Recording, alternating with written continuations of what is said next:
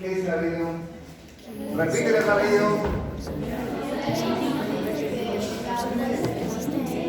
El flujo.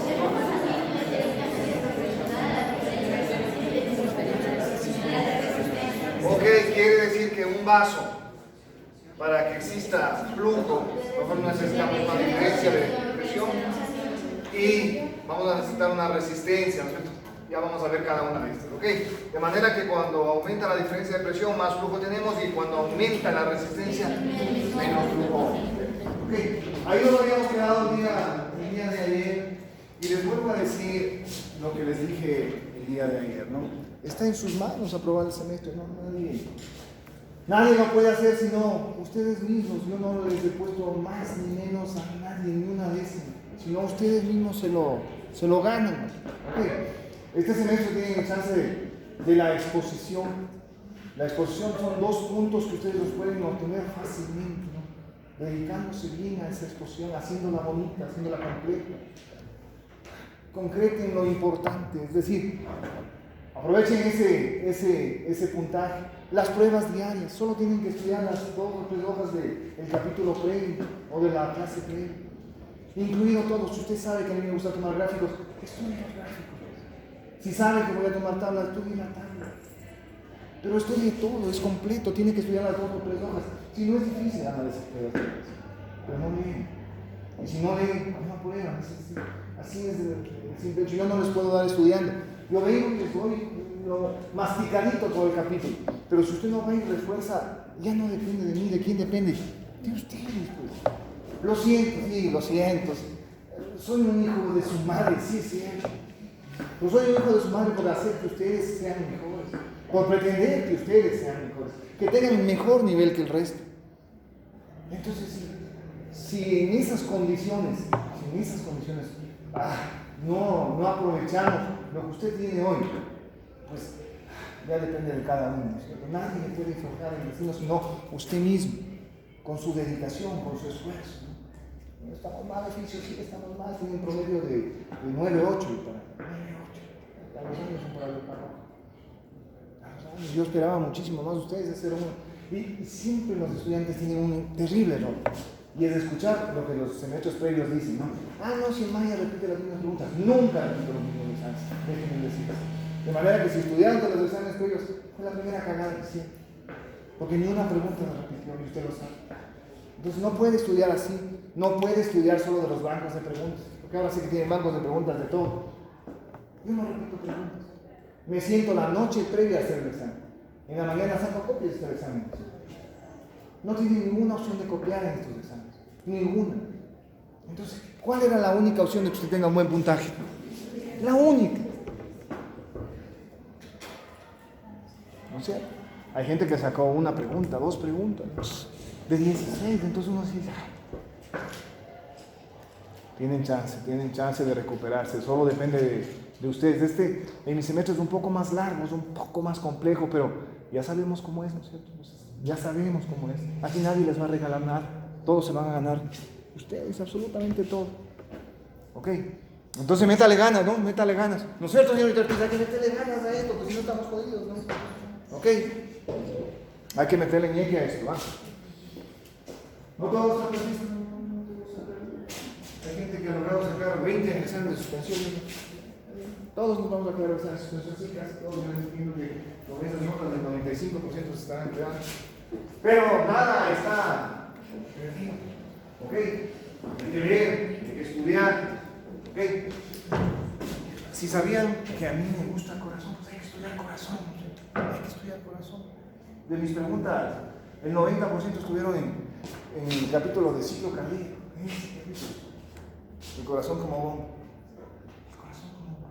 Después de decirles que ese capítulo tenían que saber como el Padre Nuestro. Ok. Pero ya depende de ustedes, ¿no? Si yo no me gusta, esto se puede. Por supuesto. Ok, esta es la ley de Ohm.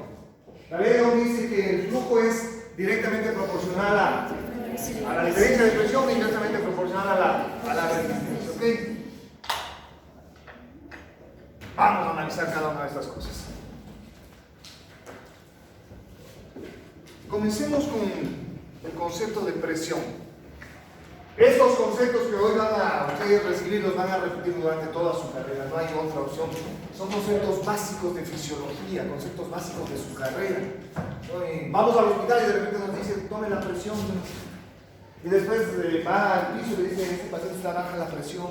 O va a emergencia y le dice, este paciente está chocando, se está baja la presión. Y entonces presión, la repetimos. Pero esencialmente, ¿qué es la presión? Fisiológicamente la presión no es más que la fuerza que ejerce la columna de sangre en contra de la pared del vaso. Eso es presión. La fuerza con la que la columna de líquido está ejerciendo en contra de la pared del vaso. Ok, por tanto, si yo me pego 7 cervezas, inicialmente la presión va a aumentar. ¿Por qué? Porque estoy aumentando ¿qué? La columna de líquido. Y entonces realmente aumenta la presión inicialmente, ya veremos después que se regule. Pero el concepto es el que quiero que quede claro. La presión, por tanto, no es más que la fuerza que ejerce la columna de líquido en contra de la pared del vaso. Por lo tanto, esa fuerza puede aumentar y aumentar la presión. O en casos de shock, cuando hay sangrados, esta presión puede ¿qué? Disminuir. La fuerza en contra de la pared del vaso puede disminuir si es que el paciente presenta un sangrado excesivo, por ejemplo. Ese shock. Y entonces tenemos una presión disminuida, es decir, la fuerza en contra de la pared del vaso disminuye. ¿Ok? La presión se mide, o puede medirse en 2 unidades, milímetros de mercurio y centímetros de agua, ¿no es cierto? Son las 2 unidades de presión. Por lo tanto, cuando nosotros damos un valor de presión, siempre será, tiene 120 milímetros de mercurio, o tiene 50 milímetros de mercurio, o tiene 30 milímetros de mercurio, o en su defecto tiene 12 centímetros de agua, 15 centímetros de agua. ¿A qué se refiere cada una de estas? Simplemente aquí, a que aquí me ejerce una presión que es capaz de elevar una columna de mercurio, o es capaz de elevar una columna de ¿qué? De agua. Y por lo tanto hablamos de milímetros de mercurio que se elevó, o centímetros de agua que se elevó también. A eso se refiere la presión, la fuerza que ejerce la sangre en contra de la pared del vaso. La presión se la puede medir de 2 maneras, ¿no? La presión la podemos medir de método indirecto, o lo que se conoce también como presión no invasiva. Es la clásica que hacemos en los hospitales, ¿no? Va la enfermera, le pedimos que tome la presión, viene con el brazalete y toma la presión. Es no invasiva o indirecta porque es un método indirecto en base a la auscultación. Y entonces escuchamos los ruidos de Korokov, el primero que viene a ser dado por la presión sistólica, y entre el cuarto y el quinto que viene los últimos que escuchamos que viene a dar la presión diastólica. Presión sistólica y diastólica en relación a la presión arterial. Pero esa es una presión no invasiva o indirecta. Cuando nosotros, por ejemplo, hacemos un trasplante, cuando estamos en cirugía de corazón, cuando hacemos neurocirugía, un tumor cerebral, nosotros necesitamos medir la presión de manera fidedigna y de manera exacta. Y esa medición solo me da a través de métodos directos, es decir, que yo pueda medir directamente de una arteria del cuerpo. Y entonces canalizamos normalmente la arteria radial y le ponemos un caplón, una especie de plástico, ¿no? Ese plástico va adaptado a un transformador que me lleva la presión hacia el aparato directamente. Y entonces yo mido directamente la presión. A ese método se conoce como método invasivo de presión arterial o método de medición directa de la presión arterial. Entonces, hay dos métodos, ¿no es cierto? La medición directa y la medición indirecta, ¿no es cierto? O lo que es invasivo o no invasivo, que es lo mismo, se refiere a lo mismo. ¿Listo? Así es como medimos la presión, la fuerza que ejerce la sangre en contra de la pared del vaso. ¿Ok? La resistencia, que es el otro parámetro de la vida. La resistencia, que también la escuchamos muy seguido en los vasos, tiene que ver esencialmente con la pared del vaso. La pared del vaso me ofrece una resistencia. La pared del vaso me ofrece una resistencia ¿a qué? Al paso de la sangre. Entonces, para que pase la sangre, estas paredes ofrecen una resistencia. La resistencia, conceptualmente, fisiológicamente hablando, es el impedimento que ofrece la pared del vaso al flujo de sangre. Eso es resistencia. Y entonces yo puedo tener una resistencia adecuada, en donde el vaso permite el flujo de sangre adecuado. Pero puedo aumentar mis resistencias. ¿En qué consiste? vaso se cierra, y como se cierra el vaso, la misma columna de líquido ya no puede pasar. ¿Por qué? Porque el vaso se cerró, aumentó su resistencia. Por lo tanto, la columna de líquido que va a pasar ahora es mucho más pequeña. Y se cumple la ley de Ohm, que cuando aumenta la resistencia, es decir, cuando se cierra el vaso y estamos aumentando la resistencia, disminuye el flujo, como ustedes pueden ver. ¿Ok? Entonces, la resistencia esencialmente tiene que ver con ¿qué? Con la pared del vaso. Y la pared del vaso tiene que ver con fenómenos de ¿qué? De vasodilatación o vasoconstricción. Eso es todo. ¿Ok? Pero ojo con una cosa. La resistencia y la presión casi nunca van separadas. Porque la una va a afectar a la otra. Sobre todo la resistencia va a afectar a la presión. ¿Qué es lo que está pasando aquí? Si usted aumenta la resistencia, ¿qué está pasando con la presión? Por supuesto, aumenta. Ese es el clásico ejemplo de los hipertensos. El hipertenso no es porque aumentó su volumen y por eso soy hipertenso. No. El hipertenso, el problema que hizo y que hace es que aumenta ¿qué? La resistencia. Y al cerrar el vaso, aumenta la presión. Y se constituye un paciente hipertenso. ¿Qué hay que hacer? Dar medicación antihipertensiva. ¿Cuál es la medicación antihipertensiva? La que disminuye la resistencia, que produce vasodilatación. Todos los antihipertensivos hacen eso, dilatar los vasos. Antagonistas del calcio, beta bloqueantes, antagonistas de la angiotensina, todo lo que hacen es que vasodilatar. Y de esa manera disminuimos la presión. ¿Ok? Entonces, señores, esto es resistencia y esto es presión. La resistencia se mide en unidades de resistencia periférica, ¿no? Las unidades de resistencia periférica son una medida indirecta, no se puede medir directamente la presión de la pared en un vaso, ¿no es cierto? Ni la fuerza. Se las mide, normalmente se las mide en dinas, ¿no? Pueden medirse en dinas. Aunque hay que hablar, como les digo, de estas unidades de resistencia periférica, que es relacionar el flujo con la presión, y de ahí sale la unidad de resistencia periférica básica de toda la general, de toda la circulación sistémica es de 1. 1 es la unidad de resistencia periférica. Lo que está menos de 1 es disminución de las resistencias y lo que está más de 1 es aumento de la resistencia. La circulación pulmonar tiene 0,14, por ejemplo. Su circulación tiene resistencia de 0,14. Por lo tanto, es una resistencia no a la resistencia general. ¿Okay? Señores, esto es presión y esto es resistencia. ¿Listo? Eso es presión y esto es resistencia. Ahora bien, vamos a otro vaso. Porque de la ley de Ohm nos falta un concepto. ¿Cuál es el concepto que falta?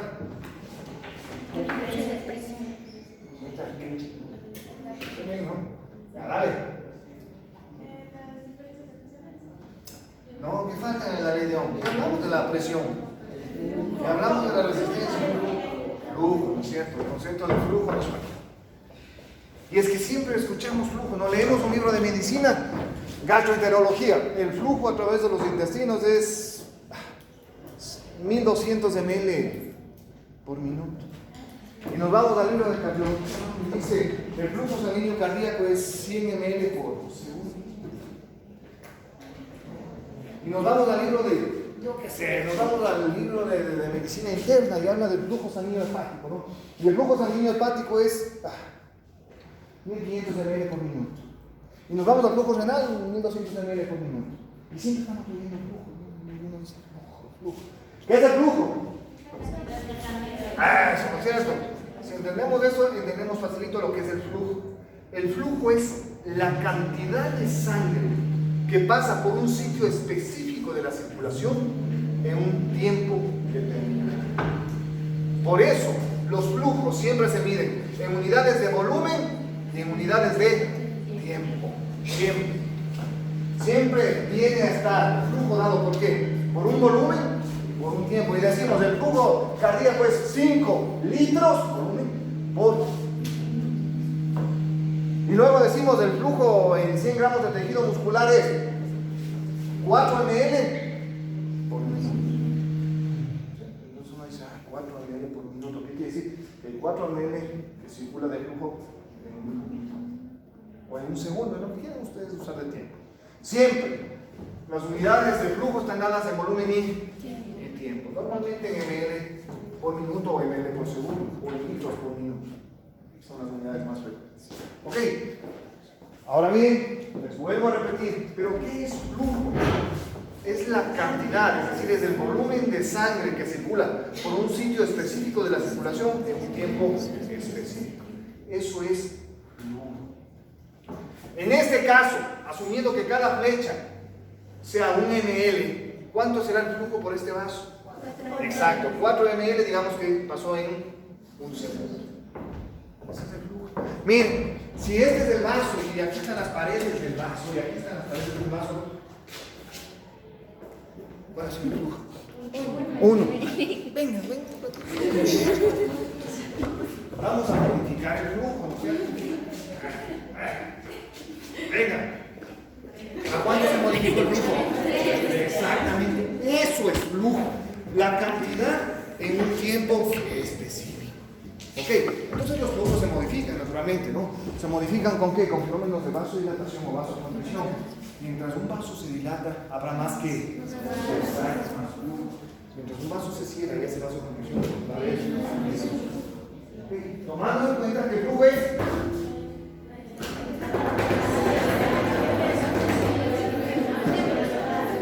la cantidad de sangre que pasa por un vaso en una estructura de en un tiempo determinado.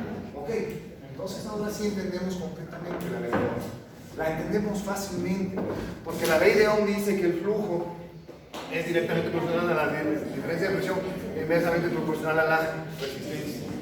Como ya tenemos claro qué es cada cosa, pues es fácil ahora sí entender con conciencia que si aumenta la resistencia, el flujo va a disminuir. Ok, no se olviden. Muy bien. Me estoy explicando algunas cositas en relación al flujo y en relación a las resistencias y en relación a la presión también. Ok. Vamos con las resistencias primero. Las resistencias, que es el impedimento que ofrece el vaso al paso de la sangre, es de dos tipos. Las resistencias pueden ser la resistencia de un vaso, del que sigue. A estas resistencias se le conoce como resistencias en serie. Va en serie, ¿no? Va descendiendo por toda la circulación. Cuando este vaso entra en un tejido, inmediatamente se divide en varios vasos pequeñitos, más pequeñitos, y forma circuitos paralelos y por lo tanto forma resistencias paralelas. Entonces yo puedo tener resistencias en serie y resistencias en paralelo. Viene a ser lo mismo, solo que Guyton trata de explicar que tenemos dos tipos de resistencias. Las resistencias en serie, que va de vaso en vaso, y las resistencias en paralelo, que es cuando ingresa un tejido y un vaso se divide en varias ramas pequeñas. Estas resistencias de aquí, naturalmente, las que son en paralelo, son menores que las resistencias en serie, que es lo que deben entender también. ¿Okay? Son menores porque en paralelo la resistencia tiende a disminuir. ¿Okay? Eso nada más en relación a las resistencias. En relación a los flujos, en cambio, tenemos dos tipos de flujos. Si este es un vaso y este es otro, yo puedo tener dos tipos de flujos. Normalmente nuestros flujos son así, ¿no?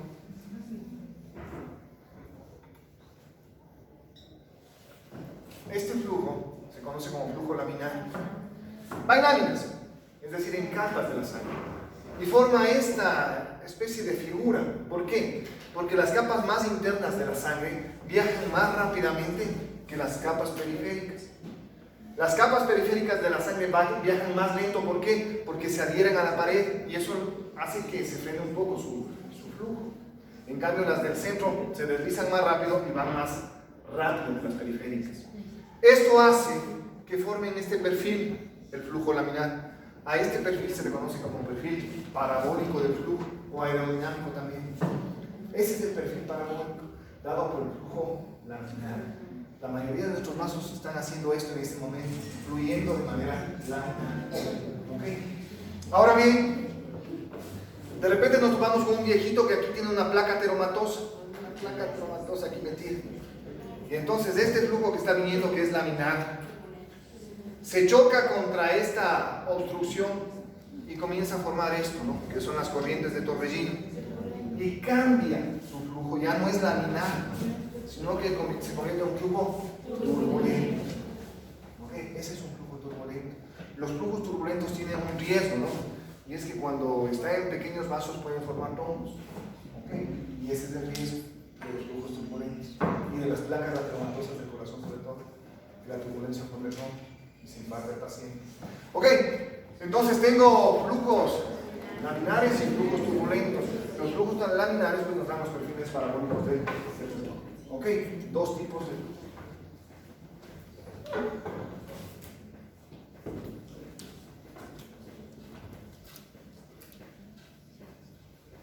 Las turbulencias se miden, ¿no?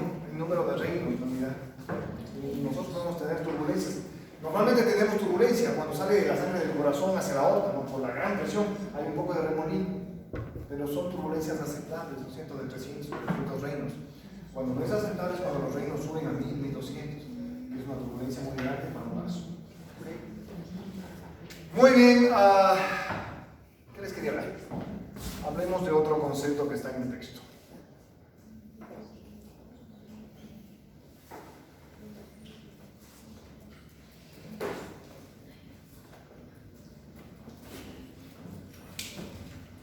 Tres vasos que nos van a ayudar a entender el concepto de conductancia.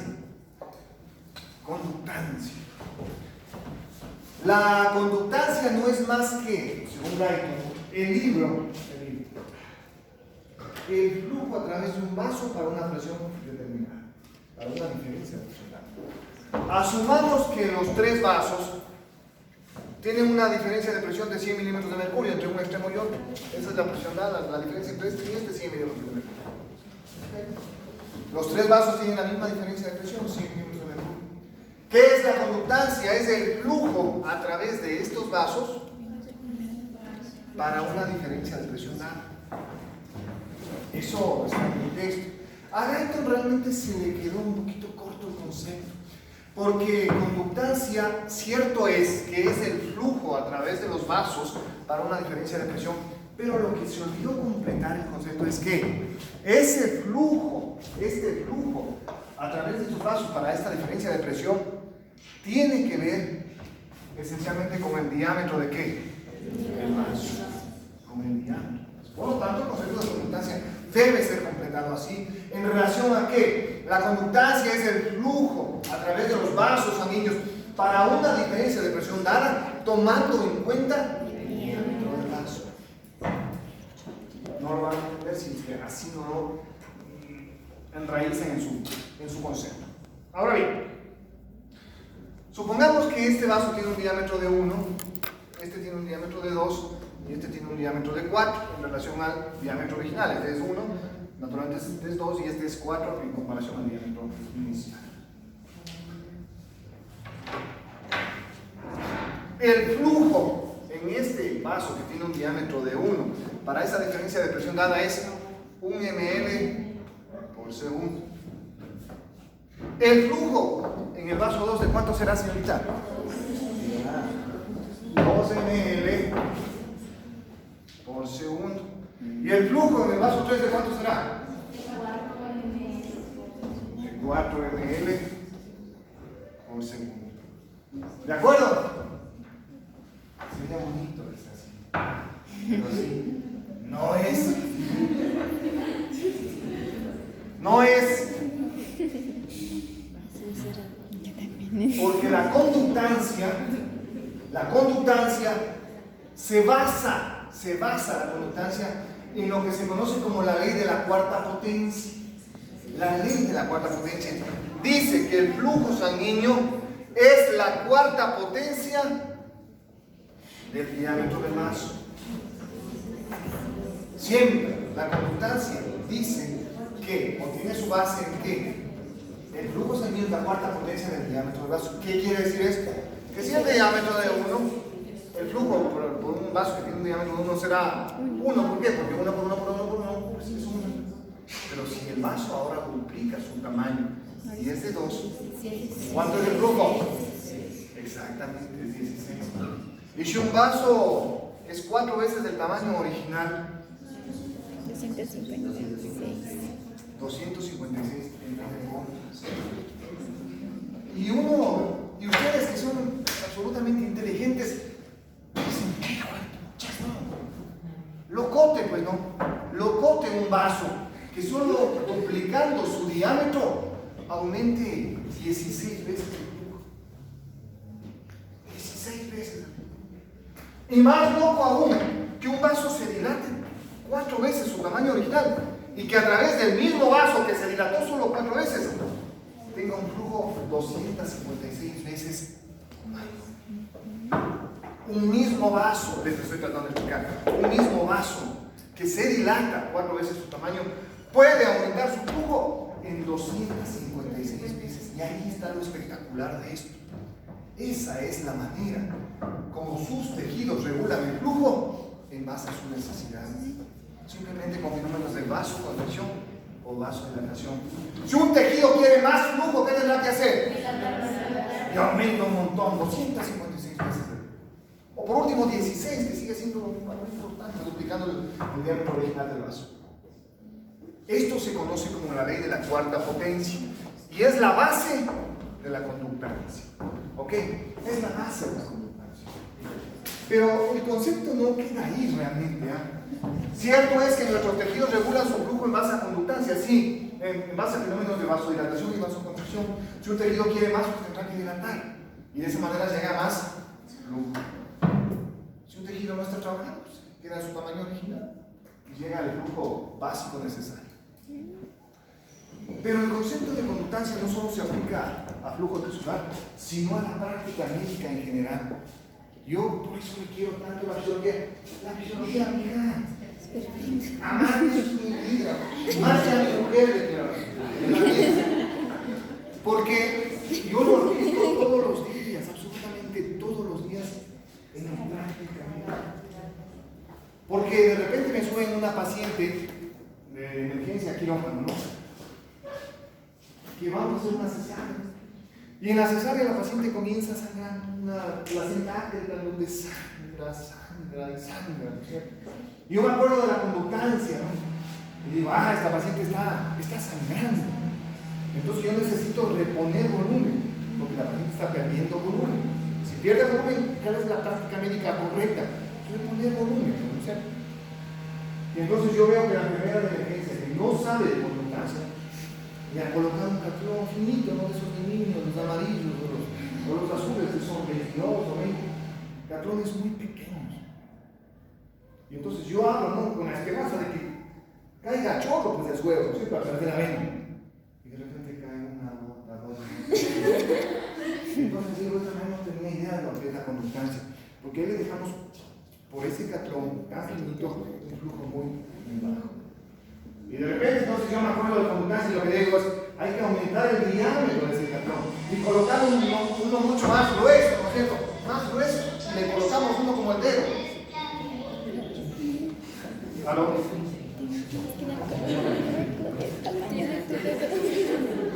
Hay que darle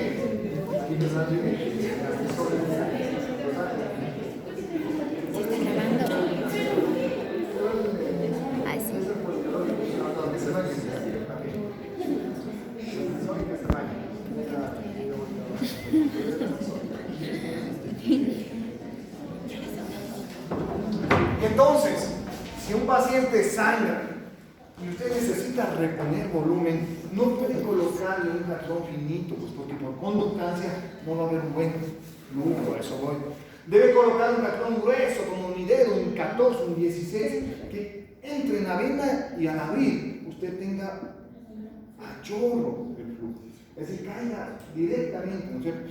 Porque si usted coloca un buen catrón, va a tener esta conductancia y va a poder reponer fácilmente el volumen que ese paciente está perdiendo. De manera que cuando le llega el chuchumadito que se cortó y está sangrando, ¿no? En los toros de Machachi, en Sangolquí, si ustedes van a hacer la rural allá, ¿no? Y una cornada, pues sepan que ese paciente está sangrando y a la enfermera o ustedes mismos no coloquen un catrón grueso, ¿no es cierto? Coloquen 2 en cada vía, de manera que usted abra y estén reponiendo la sangre que el paciente está perdiendo. Eso es conductancia.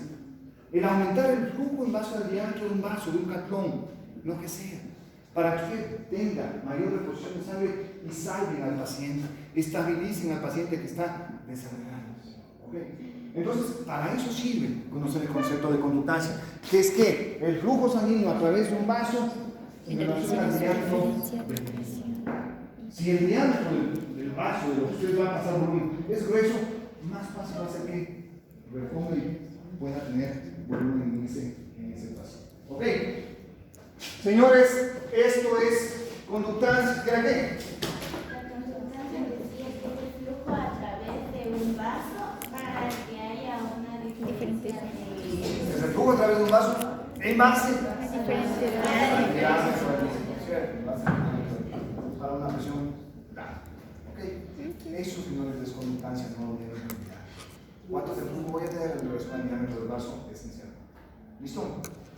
Muy bien.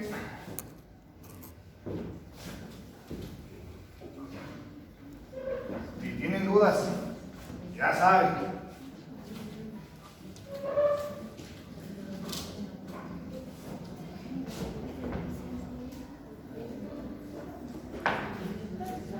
Dime. ¿Y si hay vasoconstricción, cómo va a ser? ¿Si hay vasoconstricción de qué? ¿Qué pasa?